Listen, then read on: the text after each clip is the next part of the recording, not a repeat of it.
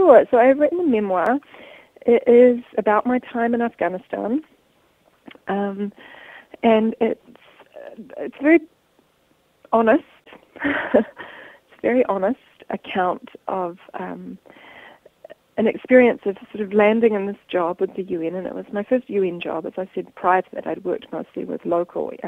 NGOs, non-governmental organisations, smallish, worked with a couple of larger ones, but, I've been relatively grassroots, I think, compared to others,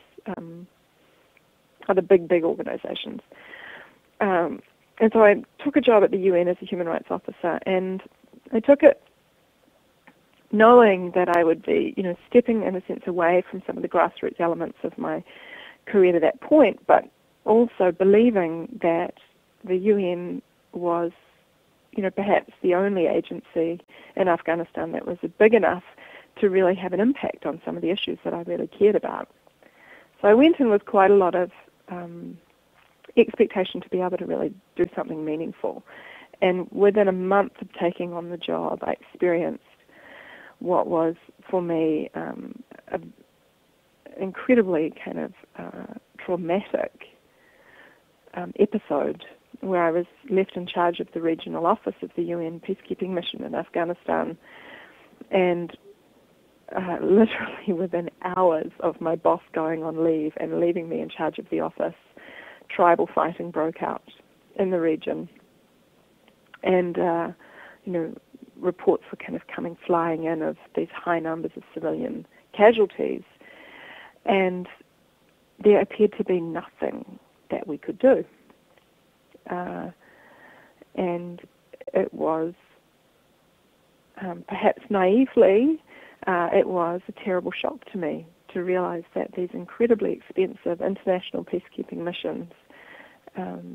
were actually unable to either prevent the outbreak of that kind of fighting, because we'd known it was coming and we'd been supposedly engaged in sort of diplomatic peace-building relations to try or conflict avoidance, or once it had broken out, we seemed to be completely unable to do anything to protect the people who were being killed. So, as I say, perhaps as a result of my naivety, this was really shocking to me and quite traumatizing. And